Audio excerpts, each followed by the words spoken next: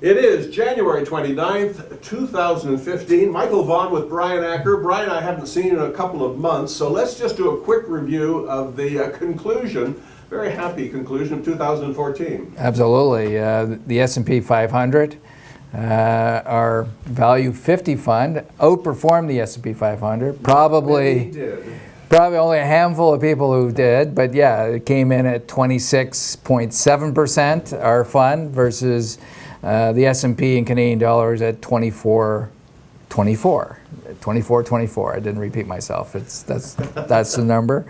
Canada less so. The very expensive stuff actually got very expensive in Canada. The S&P TSX was up 10.5%. And we were up 6.6%. So we were. I don't mind you being cautious, but let's go back to the sort of the U.S. fund and how much of that advantage was because of the currency move? Because you took the hedge off. We were winning with the hedge for years, but you took it off 2 years ago. Yeah. So in November 2003, when we started the Value 50 fund, till about 2 years ago, 2.5 years ago.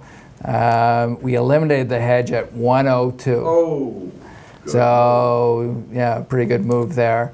So we've been unhedged for about 2.5 years, and the reason why we're unhedged is, as my blogs indicate, I was telling everyone everyone. I know. Greenback. Yes, the U.S. dollar will go into a secular bull market, which we are now seeing, and a lot of people seem to be surprised at. Which I shake my head at. But anyway, so we took it off, and we've really enjoyed the gains. Now the returns I've given you is both in Canadian dollars. Yeah. So I'm comparing apples and apples in terms of our performance in terms of the S&P 500. But another good year. And if you looked over the last 6 years, obviously we had the crash of 2008. But our fund is literally up 250%. I love that from the bottom. So yes. You'll see that on the front of our Acker Finley site. So. Because I'm in it. Yes. Now, this morning, the Canadian dollar is 79 cents US. What's going on here, and has it gone too far? Keep in mind, we're in January. So as I predicted a lot of times, certainly throughout the year, a lot of portfolio switching happens in January. Yep. So everyone comes back from Christmas, evaluating 2014. And now they go into U.S. funds. Shock of all shocks, they find that they're down on Canadian assets, both Canadian assets in terms of the Canadian dollar, probably in terms of their oil and gas play. Okay. So what you're seeing now is rotation or unwinding. So I think the Canadian dollar has gone too far, actually, and since I have a little bit of credibility on predicting what the Canadian dollar would do, I mean, I think the Canadian dollar settles in at 83 to 85 cents. I think that's good, yes. So, but it always goes too far. So that's what we're seeing now. So I wouldn't get too alarmed. I do see a bounce coming, but keep in mind we're in that time of year where funds flow is happening at a big rate, and nobody wants Canadian dollars here. Well, given that context, and what's your outlook for the Canadian market and the Canadian funds in 2015? I think it's going to be tough for a little while. We're in this. We've got a little period here. And you'll see it, the shifting shifting within the country as well. The powerhouses of Alberta, Saskatchewan, perhaps BC, is going to switch back to Ontario. Ontario has been a have-not province for quite some time. We've had a really tough time at a dollar that's certainly at an elevated level. Certainly, par or over par. Sure, but what do you invest in? The banks are too expensive already. Yes, but look what's getting hit. Certainly material companies, you look at gold companies. I'm not saying we're going to do it today, but now there's a real spread, if you will, between the expensive stuff is getting more expensive and the cheap stuff is really getting dirt cheap.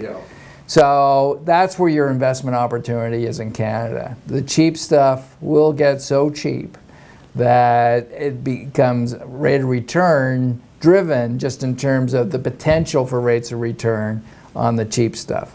Now again, we're going through it. The tides are shifting, but the spread between, and valuation between what's working and what isn't is certainly getting wider by the day.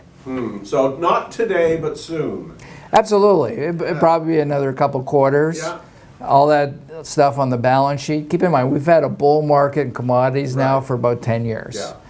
All those So acquisitions, the teeth, a lot of them. all them leveraged, all the, they never thought oil could go down. Yeah. So basically all that stuff has to get written off. So give it time. Yep. The balance sheets aren't what they seem. Distributions will be cut. A lot of them are paying still way too much in terms of distribution. Yes. If I'm telling you that a stock is yielding you 11%, it's probably going to get cut. So a lot of that has to go on, a lot of shaking out still. But again, as assets fall, as we like to do, we like to go through the garbage. And there's a lot of garbage out there. So. I can't wait. Okay, now back to the U.S., because followers of model price saw a chart you did where the S&P was at EBV +4 twice for years. Yeah, back to 2002 to 2007-8. Can it go back there with all the bad news in the press? Absolutely. So again, it's and just let me say, and I think I commented on a blog, I've never seen the news this bad, okay? I don't know what it is. Everyone's taking their depressed pills or their ugly pills or whatever. But again, what's working here is really working. So money is seeking out those opportunities that are working in this economy, companies that are growing, not only in terms of top line sales, but also earnings. That's still going on here. Apple, ouch.